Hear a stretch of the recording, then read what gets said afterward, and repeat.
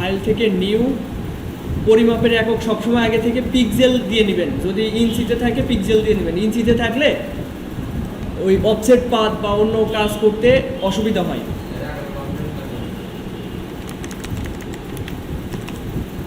আজকে 11তম class,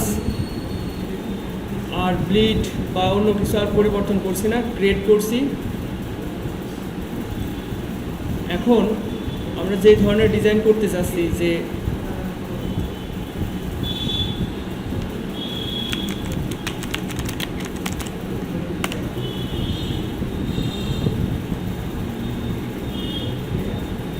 restaurant Mascot logo লিখতে হবে।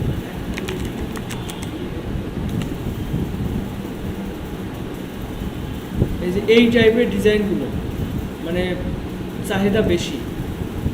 আমরা এই যে ধরনের কার্টুনগুলো এআই ব্যবহার করে তৈরি করতে পারি।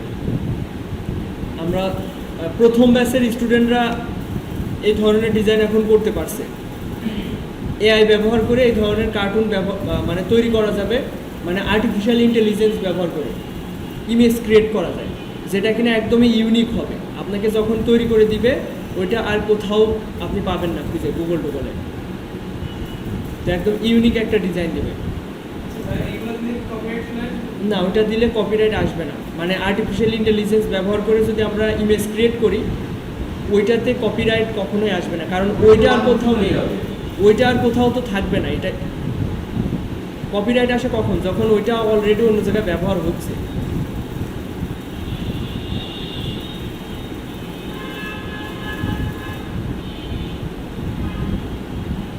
আচ্ছা,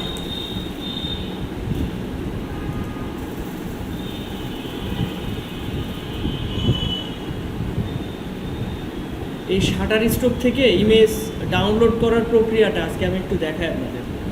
মানে যদি দেখা যাচ্ছে কোনো ইমেজ আমাদের দরকার, এখান থেকে নিলে কপিরাইট ইস্যু চলে আসে।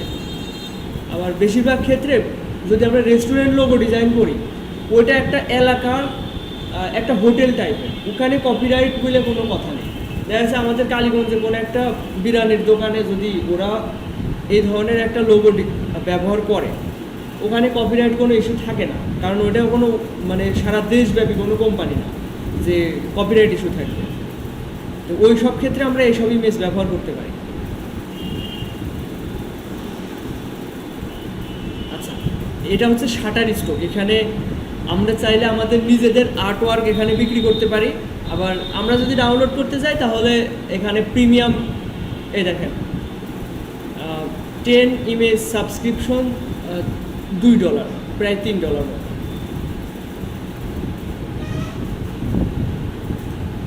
এর হচ্ছে সিমিলার কিছু ডিজাইন দেখা যাক। আচ্ছা, আজকে এত কমপ্লেক্সে গেলে আপনারা আসলে এটা ক্যাপচার করতে পারবেন না। আমি একটু সহজের ভিতরে যাই। রেস্টুরেন্ট মাস্কট লোগো ডিজাইনতে সার্চ দিব, যে ডিজাইনগুলো আসবে রেস্টুরেন্ট মাস্কট লোগো।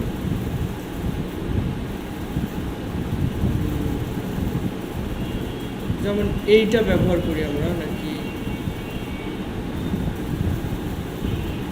এটা করি। এই ওয়েবসাইটে মানে ছাড়াই, ওয়াটারমার্ক ছাড়াই ইমেজ পাওয়া যায়। যেমন এই যে এখানে এটার কথা বলছি, এটা ডাউনলোড করলাম ওয়াটারমার্ক ছাড়া, এখানে কোনো ওয়াটারমার্ক দেয়নি। এটা ভেক্টর করতে সুবিধা হয়। ভেক্টর ম্যাজিক ওপেন করলাম, ইম্পোর্ট ফোল্ডার মানে ডাউনলোড করা রয়েছে, তাই ইম্পোর্ট ফোল্ডার থেকে এই যে ডাউনলোড অপশনে গেলাম, এখান থেকে এটা ওপেন করলাম। বেসিক, আর্টওয়ার্ক, হাই, কাস্টম, এরপর কাস্টম কালারের এই যে এতগুলো কালার সে সিলেক্ট করছে অটোমেটিক। চাইলে কোনো একটা কালার আমরা ডিলেটও করে দিতে পারি। দেখা যাচ্ছে এই সবুজ কালারটা আমার দরকার নেই, এটা যদি এখান থেকে ক্রস করে দিই তাহলে ডিলেট হয়ে যাবে। এই যে এখানে ক্লিক করলে, কিন্তু দরকার নেই, সবুজ এখানে যেহেতু রয়েছে ওটা নিতে হবে। যে এই নীল নেওয়া হয়েছে কিনা, নীল চলে যেতে পারে।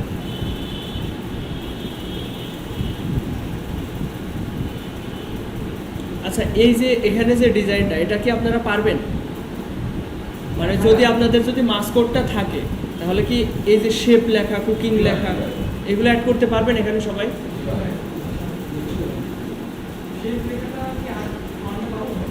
হ্যাঁ, ফন্টে গেলে এই ধরনের ফন্ট, হ্যাঁ হ্যাঁ পাওয়া যাবে। আমি ওইটা বলে দিছি কীভাবে। এটা ভেক্টর হলো, পাশের ট্যাবে নিয়ে আসলাম,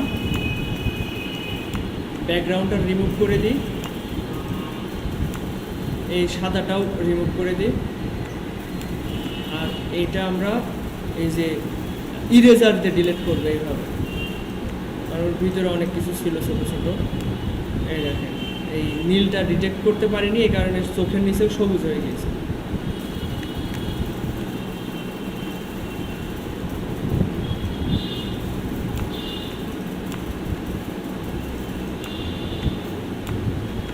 এই থাক।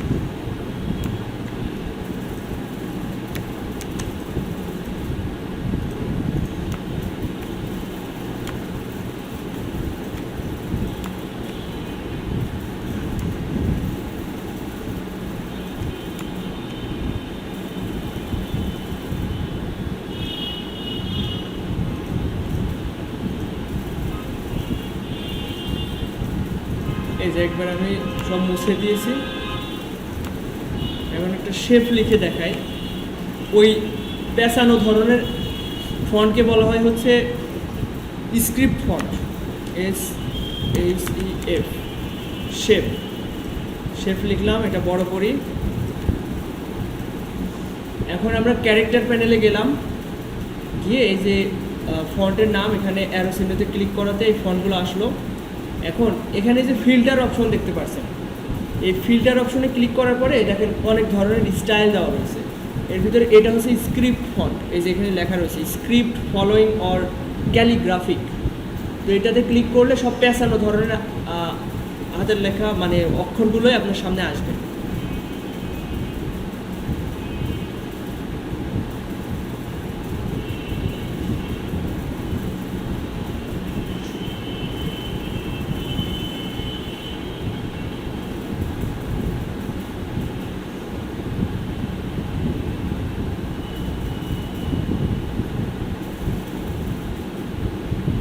তো এই যে সব পেছানো হাতের লেখা যত আছে আমার কম্পিউটার ইনস্টল সবগুলো আমার সামনে শো হচ্ছে। দেখা যাচ্ছে এটা নিলাম, এটার সিটা যদি আমরা বড় হাতের করে দিই, এটা সিলেক্ট করলাম, শিফট ধরে সিতে প্রেস করলাম, এটা বড় হাতের হয়ে যাবে, কিন্তু বেশি বড় হয়ে যাচ্ছে।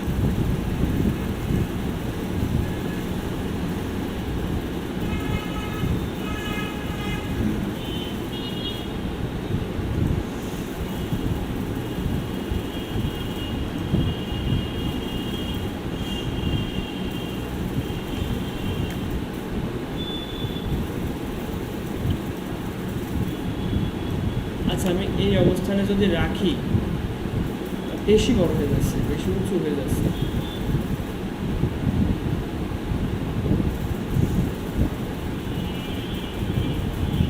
এটা ঠিক আছে।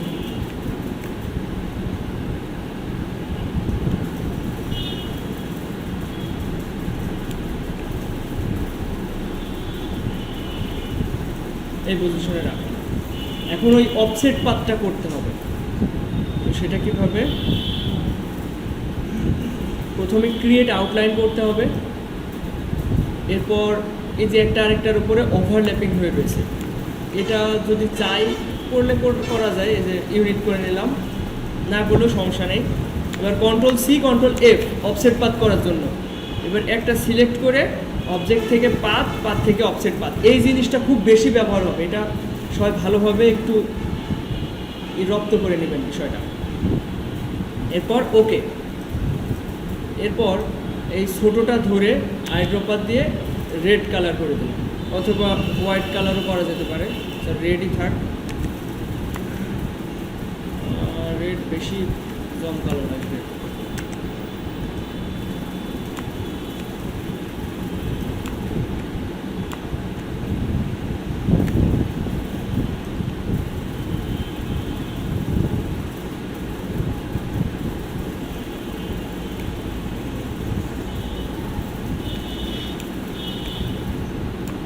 আচ্ছা, এটা যেহেতু অলরেডি এখান থেকে কাটা ছিল, এই জন্য ঠিকভাবে ম্যাচিং করানো যাচ্ছে না। এরপরে আমাদের কাজ কি, যে যদি কোনো ট্যাগ লাইন থেকে থাকে এখানে দেওয়া যেতে পারে। আচ্ছা, আমি এখানে ট্যাগ লাইন দিব না, আমি যেটা দেখাতে চাচ্ছিলাম মূলত সেটা দেখাই। আচ্ছা, একটা জিনিস খেয়াল করেন, আমি পুরোটা ধরলাম। আমি চাচ্ছি যে এই যে মধ্যকার এই যে ফাঁকা রয়েছে, এই ফাঁকাগুলো যেন পূরণ হয়ে যায়।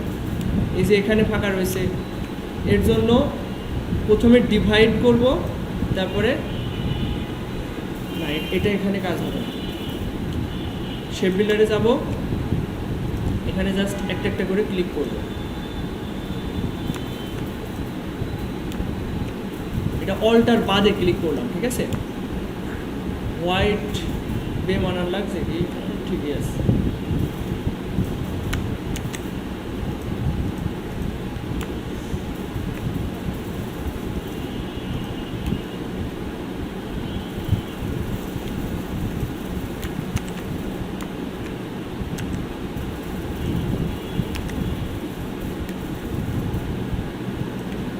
Ctrl C Ctrl F এর একটা ডুপ্লিকেট নিয়ে নিলাম, অল্টার প্রেস করে আর শিফট একই সাথে ধরে আমি ছোটো করছি, করে এটার কালার এই লাইট রেড কালারটা দিয়ে দিছি। হ্যালো, আসসালামু আলাইকুম। ওয়ালাইকুম আসসালাম। আলহামদুলিল্লাহ, কে বলছেন? হ্যাঁ, আমরা ক্লাস চলছে আর কি। হ্যাঁ, আসতে পারেন, সমস্যা নেই।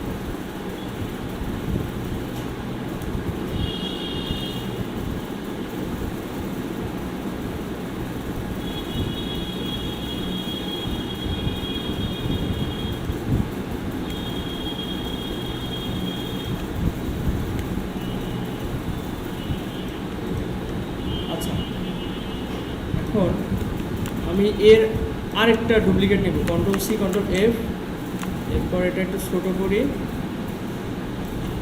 এবার বড়টা ধরে আইড্রপার দিয়ে ব্ল্যাক কালারটা নিয়ে নিই, ব্যাস। এই কালার মনে করেন বেশি ইউজ করা যাবে না, এই 2-3টা কালারের ভিতরে থাকতে হবে, তাহলে জিনিসটা প্রফেশনাল লাগবে। এখন অনেক লোগোতে দেখবেন হচ্ছে এই উপর দিয়ে একটা হচ্ছে লেখা থাকে রাউন্ডেড কায়দায়। আমি দেখাচ্ছি, Ctrl C Ctrl F নিয়ে এটা একটু বড় করলাম, করে এটা স্টোকে কনভার্ট করে দেবো। এই যে এখানে ক্লিক করলে স্টোকে কনভার্ট হয়ে যাবে, ব্যাস। এটা এই পজিশনে রাখি। এইবার আমি যে কোনো একটা লেখা এখানে রাখতে পারি, অবশ্যই টাইপ অনে পাথ টুলে যেতে হবে, যেহেতু এটার উপরে রাখবো লেখাটা।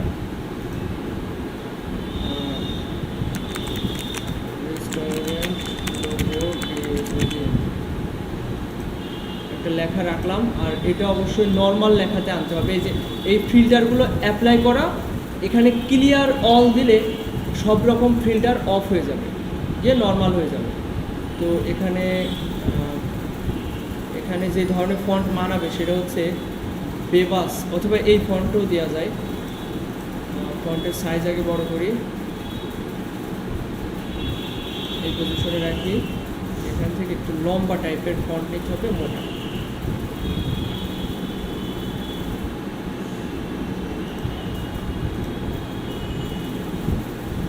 বেবাস ফন্টটা বেশি ভালো লাগে।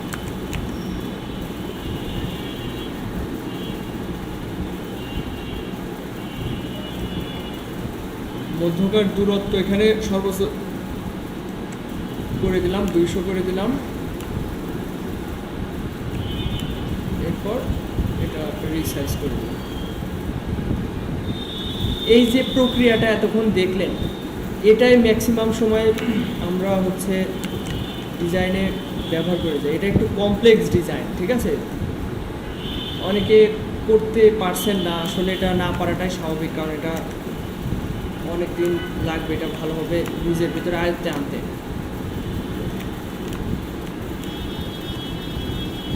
তো এই জিনিসটা আজ দিয়ে মনে হয় 3 দিন আমি দেখাচ্ছি, তাই না? তিনটা ক্লাসে মনে হয় দেখাচ্ছি। এই জিনিসটা আপনাদের ভিতরে একদম মানে রপ্ত করে ফেলবেন, যাতে করে এই ধরনের ডিজাইন যদি কখনো আসে সামনে, সহজে করে ফেলতে পারে। এটা একটু ট্রাই করেন সবাই। প্রথমে গুগল থেকে এরকম একটা শেপ নিয়ে আসবেন, শেপ বা হচ্ছে এরকম মাস্কট নিয়ে এসে যে আমি শেপগুলো নিলাম, এগুলোতে তো কারোর কোনো কনফিউশন থাকার কথা না। এই যে বৃত্তগুলো নিছি, তারপর হচ্ছে এই যে এটা লেখাটা এখানে রাখেছি, তারপরে ওভারে এই যে উপরে রেস্টুরেন্ট লোগো ডিজাইন লিখেছি, কোনোটাতে আপনাদের বাধার কথা না।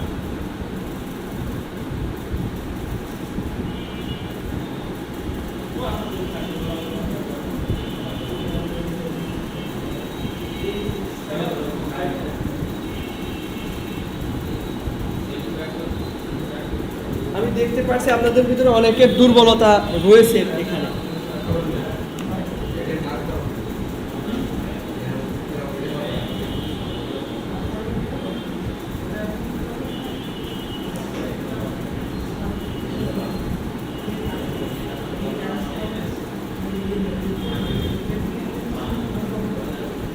অনেক এই ডিজাইন করতে পারবা? হ্যাঁ, ওইটাই বসো, ওইটাই বসে করো। অন করো সামনে থেকে।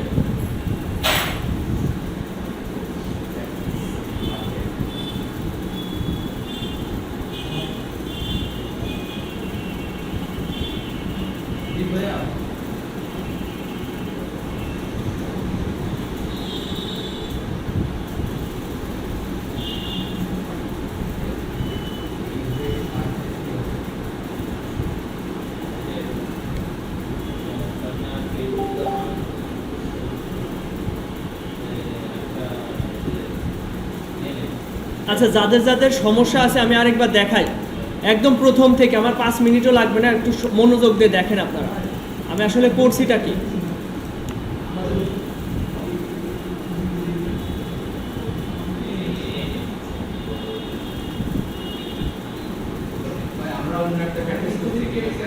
আমি আরেকটা ডিজাইন নিব, একটু ভিন্নভাবে করে দেখাবো, আপনারা এটা ট্রাই করবেন। এখন খেয়াল করেন, আমি এই যে এই ধরনের ডিজাইন অনেক সময় আমি মানে বায়ারদের ক্ষেত্রে আমি ব্যবহার করেছি, এই যে গুগল থেকে নিয়ে ইমেজ আমি ব্যবহার করেছি, কিন্তু এটা করা ঠিক না। আপনারা চেষ্টা করবেন চ্যাটজিপিটি মানে এআই, আর্টিফিশিয়াল ইন্টেলিজেন্স ব্যবহার করে এরকম ধরনের ইমেজ তৈরি করবেন। সেটা আসলে দেখেন, এই যে মাইক্রোসফটের বিং আছে, হ্যাঁ, আমি আজকে এমনি জাস্ট দেখাচ্ছি আপনারা কীভাবে করবেন। এর ক্লাস আপনাদের সামনে আছে, চ্যাটজিপিটি ব্যবহার করে কীভাবে আর কি ইউনিক একটা ডিজাইন তৈরি করবেন।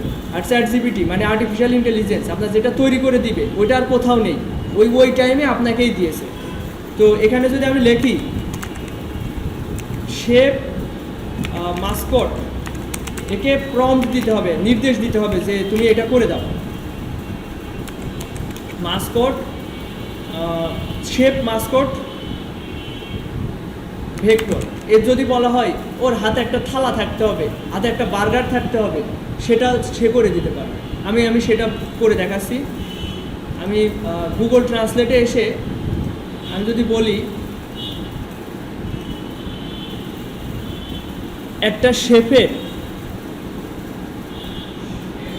হ্যাঁ, একটা রেস্টুরেন্ট শেফের হাতে একটা বার্গার থাকবে এবং তার মুখে হাসি থাকবে,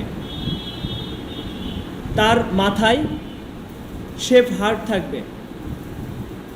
আচ্ছা, যে কথাগুলো ভুলভাল গিয়েছে ওইগুলো আমরা এখান থেকে ঠিক করে নেব। একটা রেস্টুরেন্টের শেফের হাতে একটা বার্গার থাকবে এবং তার মুখে হাসি থাকবে, তার মাথায় শেফ হার্ট, HAT, হার্ট মানে কি টুপি, হাত হয়ে গেছে,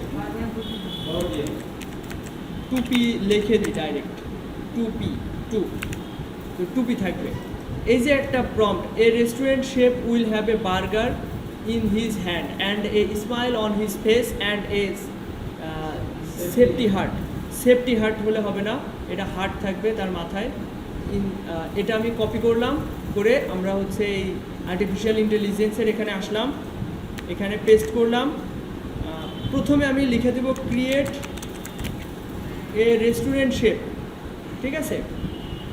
তারপর এই যে সেফটি লেখাটা এখানে দরকার নেই, হচ্ছে রেস্টুরেন্ট হার্ট না, শেফ হার্ট লিখতে হবে, HACF, chef heart on his head. এরপর ভেক্টর ইলাস্ট্রেশন, ভেক্টর, এটা যেহেতু vector related design, vector illustration, এটা আপনাদের সামনে এই ধরনের ক্লাস থাকবে।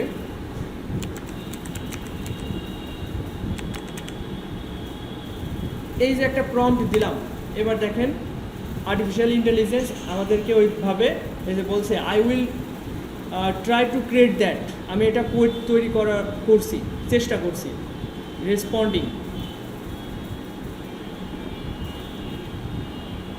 এই যে তৈরি হচ্ছে, এইটা যা তৈরি করবে এটা আর কোথাও ব্যবহার হয়নি, এই মাত্র তৈরি করছে।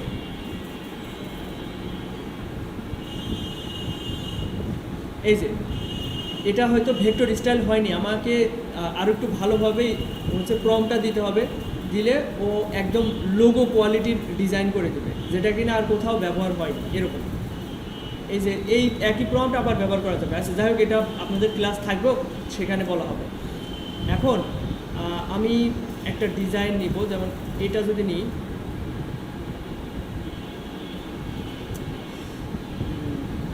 এটা ডাউনলোড করলাম। আচ্ছা এটা তো রেস্টুরেন্ট কোয়ালিটির হচ্ছে না, আচ্ছা হইলো, ডাউনলোড করলাম। এবার আমি সেই ভেক্টর ম্যাজিকটা ওপেন করবো। এই পুরো প্রসেসটা একটু ভালোভাবে মাথায় রাখেন, কিভাবে কি করলাম। একটা ইমেজ আমি ডাউনলোড করেছি গুগল থেকে, এবং সেটা ডাউনলোড আমাদের মেমোরিতে, মানে কম্পিউটারে যে স্টোরেজ আছে ওখানে ডাউনলোড অপশনে আছে, এই যে এখানে দেখা যাচ্ছে ডাউনলোড অপশনে আছে। তো আমি এটা ভেক্টর ম্যাজিক দিয়ে সেটা ভেক্টর করবো। এই দেখেন আগে আমার তৈরি করা রয়েছে, এটা আমি রিস্টার্ট পেজ দিচ্ছি, রিস্টার্ট পেজ, এবং ইম্পোর্ট ফ্রম ফোল্ডার এখানে ক্লিক করলাম, করে যেটা ডাউনলোড করলাম ওইটা এখানে ক্লিক করে এখানে যে ওপেন করলাম, ক্লিক করে ওপেন করলাম, এখানে চলে আসলো, ভেক্টর ম্যাজিকে চলে আসলো। এরপর বেসিক আর্টওয়ার্ক, মানে যেটা যেটা সাজেস্ট করছে দেখেন সেগুলো সবুজ হয়ে আছে, তাই না? এবার হাইতে এখান থেকে সবুজ হয়ে আছে, এটা ক্লিক করলাম, কাস্টম কালারে সবুজ হয়ে আছে, এখানে ক্লিক করলাম, এবং এই দেখেন এরা রিকমেন্ড করছে এই কালার শেডটা নেওয়ার জন্য। তো আমি এটা নিয়ে নেক্সট করলাম।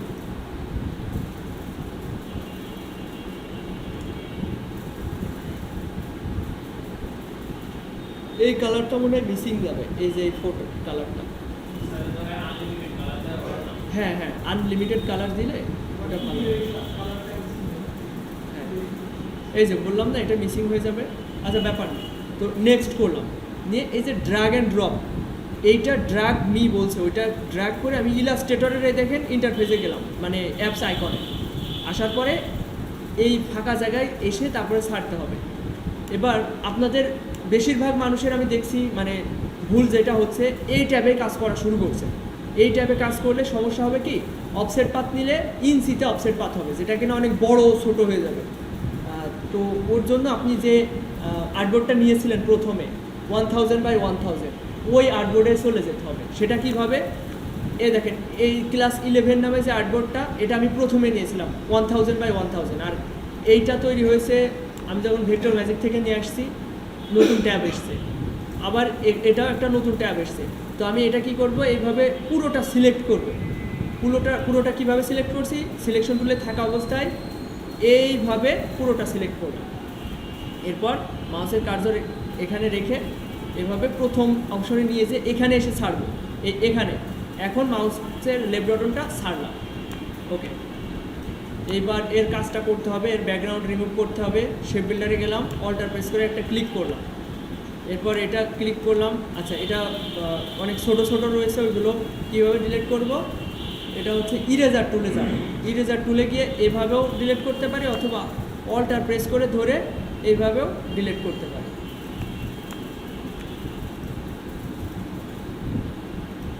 এতটুকু বুঝতে তো কারো সমস্যা থাকার কথা নেই, কিন্তু কারোর এটা বুঝতে সমস্যা হয়েছে কি বলতে হবে। যদি সমস্যা থাকে যে আমি এই বিষয়টা বুঝিনি, সরাসরি বলতে হবে, আমি সলিউশন করে দেবো, সমস্যা নেই। তো আচ্ছা, আমি এতক্ষণে কি করলাম, একটা মাসকট নিয়ে আসলাম গুগল থেকে। এটা হতে পারতো আমি আর্টিফিশিয়াল ইন্টেলিজেন্স ব্যবহার করেও আনতে পারতাম। তো এতক্ষণে একটা মাসকট নিয়ে আসলাম বা কার্টুন নিয়ে আসলাম। এবার এটা একটু ছোট করে আর্টবোর্ডের মাঝে রাখবো, দেখেন আর্টবোর্ডের মাঝে রাখছি। এবার আমার সেই কাঙ্ক্ষিত লেখাটা এখানে লিখবো। অবশ্যই এই টাইপ 1 পাথ টুলে থাকা অবস্থায় লিখবেন না, লিখলে কিন্তু হবে না, আপনাকে লিখতে হবে নর্মাল টুলে, এই যে টাইপ টুলে, এখান থেকে লিখতে হবে। তো এটা এখন এটা হচ্ছে ফার্মার আইকন, FER না FAR হবে, ফার্মার। হ্যাঁ, FARMER, হ্যাঁ ঠিক আছে। তো এই লেখাটা এখানে আছে। এখন আমরা চাইলে বিভিন্ন স্টাইলের ফন্ট, আচ্ছা একটু আগে যেভাবে কাজ করেছি মধ্যকার দূরত্ব 200 পিটি রাখছি, সেইভাবে কিন্তু লেখাগুলো এসছে। এগুলো আবার নর্মাল করবেন কিভাবে খেয়াল করেন, এখানে যে ক্যারেক্টার অপশন থেকে এই যে মধ্যকার দূরত্ব 200 আছে, এটা 0 করে দেবেন, তাহলে নর্মাল থাকবে। এরপর সাইজটা বড় করলে বড় করতে পারবেন। এখন স্টাইল চেঞ্জ করতে হলে আবার এই যে এখান থেকে চাইলে স্টাইল চেঞ্জ করতে পারবেন। তো এই ফন্টটা আমি রাখলাম, একটু বড় করলাম। এখন খেয়াল করেন, ভালোভাবে খেয়াল করেন, এই জিনিসটা আসলে আপনাদের প্রতিনিয়ত দরকার হবে। এইটা আপনারা অফসেট পাথ করতে পারবেন না। কেন করতে পারবেন না? এটা এখনও টেক্সট মুডে আছে, তাই না? তো এর জন্য এটা আগে ক্রিয়েট আউটলাইন করে নিতে হবে। বুঝতে হবে যে ক্রিয়েট আউটলাইন করতে হবে, ফন্টকে ফন্ট মুডে রাখা যাবে না, এটাকে ক্রিয়েট আউটলাইন করে নিতে হবে। রাইট বাটন ক্লিক করে ক্রিয়েট আউটলাইন, এটা বুঝতে তো কারো সমস্যা নেই। এইবার কি করব, এর একটা চাইলে আমি বক্স ক্রিয়েট করতে পারি, এভাবে একটা বক্স ক্রিয়েট করতে পারি। ব্যাক, এটা হচ্ছে ব্যাকে পাঠাবো কীভাবে, Ctrl+Shift ওপেন।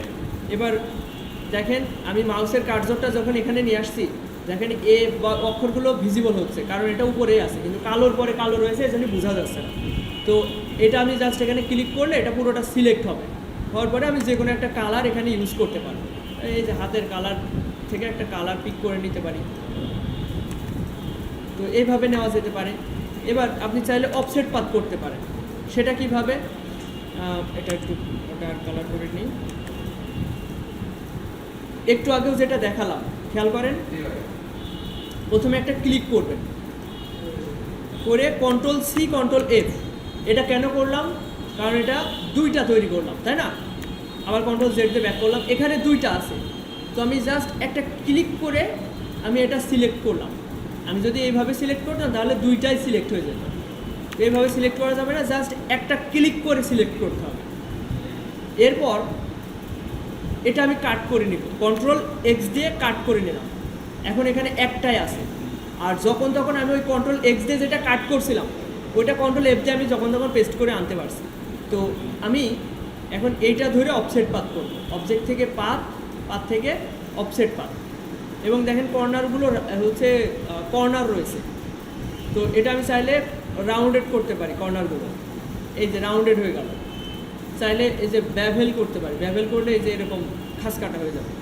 তো আমি রাউন্ডেড রাখলাম, রেখে আর একটু চাইলে মোটা করতে পারি, তো রেখে 12 পিক্সেলে রাখলাম, রেখে ওকে করলাম। করে এখানে যা আছে এটা চাইলে আমরা ইউনিট করতে পারি, নাও করতে পারি, ইউনিট করাটাই ভালো হবে।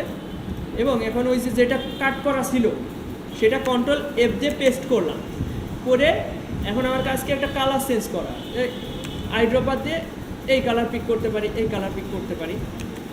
এবার এই পুরোটা ধরবো, এইভাবে ড্র্যাগ করে পুরোটা ধরবো, ধরে আমি ওর হাতের একটা মানানসই জায়গায় এটা রাখবো, এবং এটা চাইলে Ctrl+G দিয়ে গ্রুপ করে নিতে পারি, এটা অ্যালাইন করে নিতে পারি, এই তো। আর যে ব্যাকএন্ডে যে ইটা নেওয়ার কথা বলছিলাম, শেপ, এই এলিপস, এটা অ্যালাইন করলাম, করে ব্যাকে পাঠাবো কিভাবে, Ctrl+Shift ওপেন, এটা ব্যাকে চলে গেল। এইবার আমার যদি মনে হয় আমি এই পজিশনে রাখবো, তাও রাখা যেতে পারে। আবার যদি মনে হয় যে আমি একটু বড় করব, এরকম রাখবো, তাও রাখা যেতে পারে। এক একটা ডিজাইনের এক এক রকম মানানসই। Ctrl+Z দিয়ে আমি এই লেখাটা আর এই মাস্কটটা আমি গ্রুপ করব, সিলেক্ট করে Ctrl+Z দিয়ে গ্রুপ করে এটা অ্যালাইন করে নিচ্ছি। অ্যালাইন আছে মিডিলে, এটাও অ্যালাইন আছে। এবার খেয়াল করেন আমি বৃত্তগুলো কিভাবে নিচ্ছিলাম, Ctrl+C Ctrl+F, এখানে দুইটা হলো, এই যে এটা দুইটা হলো শেপ, আমি ছোট করলাম, একদম ছোট করলাম, এটা এই কালারই থাক। আর বড়টা আমি সিলেকশন টুল দিয়ে সিলেক্ট করে কিবোর্ড থেকে আইতে প্রেস করলাম, এতে করে আই ড্রপার টুলে চলে আসলো। মানে এখন যেখানে ক্লিক করব সেই কালার নিয়ে নেবে, যেখানে কালার ক্লিক করব সেই কালারটা নিয়ে নেবে। তো আমি এই কালারটা রাখতে পারি। এরপর এটা আবার ধরলাম কন্ট্রোল-C কন্ট্রোল-F, এবার এটা এই পজিশনে রাখলাম, রেখে না আরেকটু ছোটো করি, এই পজিশনে রাখলাম। এখন এখানে দুইটা আছে, এই যে মাউসের কার্সর ঘুরাইলে বুঝতে পারবেন এখানে দুইটা অবজেক্ট, এখানে একটা শেপ আছে, একই কালার বলে বোঝা যাচ্ছে না। তো আমি বাইরেরটা ধরলাম এবং আইড্রপার দিয়ে ব্ল্যাক করে দিলাম, ব্যাস ব্ল্যাক হয়ে গেল। এইবার যেটা একটু আগে দেখাচ্ছিলাম যে উপর দিয়ে যে শেডটা নেবেন, এটা কিভাবে ভালো করে বোঝার চেষ্টা করেন।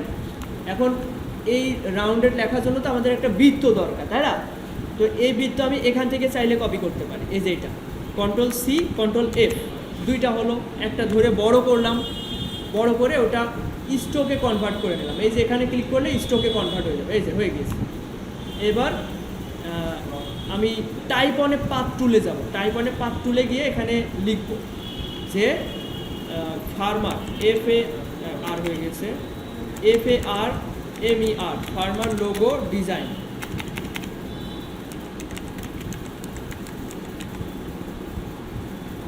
এবং এটা ছোট করতে হবে।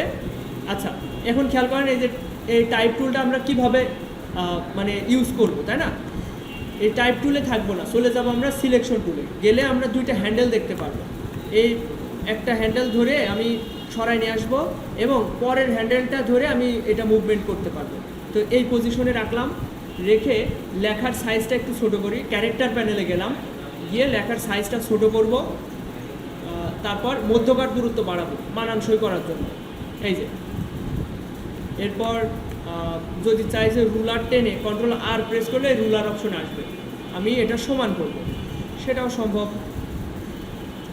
এই যে এটা আমি একটু ছোট করি, তারপরে মধ্যকার দূরত্ব একটু বাড়াই দিই। এই যে এখান থেকে মাউসের কার্সর রেখে এই যে স্ক্রলটা আছে, মানে যে চাকাটা আছে, এই চাকাটা ঘুরাচ্ছি। এই দেখেন আমি দেখতে পাচ্ছি আসলে এর সাথে মিল আছে কিনা। হ্যাঁ, এবার মিল আছে। তো এবার আমি এই রুলারটা ধরলাম, সিলেক্ট করলাম, ডিলিট করে দিলাম, ব্যাস। এখন মনে হচ্ছে যে বেশি কাছাকাছি হয়ে গেছে উপরেটা, তো সেটা কীভাবে দূর করব? এই যে এখান থেকে একটু উপর মুখে দিই, ব্যাস। বেশি হয়ে গিয়েছে, একটু কমাই দিই, ব্যাস। এই হচ্ছে বিষয়। এই জিনিসটা আপনাদের একদম ঠোঁটস্থ করে ফেলতে হবে। মানে এই জিনিসটা শিখতে পারলে আপনি অনেক কিছু শিখে যাবেন ডিজাইন জগতে। তো এটা একটু আরেকবার ট্রাই করেন, আরেকটা ডিজাইন নিয়ে এসে এভাবে ট্রাই করেন।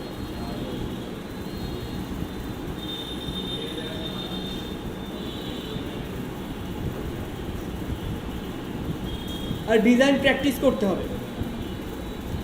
আর যাদের কম্পিউটার এখনও কেনা হয়নি, দ্রুত কম্পিউটার কেনেন, বাসায় এগুলো প্র্যাকটিস করতে হবে। আমি এই যে এই ধরনের ডিজাইন দেখালাম, এই ধরনের টিউটোরিয়াল আপনারা ইউটিউবে অহরহ পেয়ে যাবেন। ওইগুলো প্রতিদিন অন্তত পক্ষে একটা ভিডিও ফলো করা উচিত, কাজ শেখার পিছনে সময় ব্যয় করা উচিত। কম্পিউটার কিনে বাসায় এগুলো প্র্যাকটিস করতে হবে। এভাবে আমরা যদি 3 মাস ট্রাই করি, মানে আমাদের তো ক্লাস আজকে 11টা, তাই না?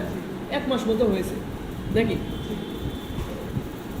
1 মাসের ভিতরে আপনারা মোটামুটি দেখেন একদম বেসিক থেকে শুরু করে ডিজাইন পর্যন্ত চলে এসছেন। হয়তো কারো বেঁধে বেঁধে যাচ্ছে, তারপরেও তো একটা পর্যায়ে এসছেন। এরকম যদি আমরা 3 মাস ট্রাই করি, মনে করেন অনেক কিছু শিখতে পারবো। এরপর বাকি 3 মাস আমরা ফ্রিল্যান্সিং মার্কেট প্লেস আর্নিং করার প্রচেষ্টা করব। আর আমি আশাবাদী আপনাদেরকে ওই পর্যায়ে নিয়ে যেতে পারবো। কিন্তু আপনাদের যে গতি দেখছি, 3, 6, 9 জন এসছেন, মানে অর্ধেক। না, হ্যাঁ, ক্লাস কন্টিনিউ করতে হবে। আর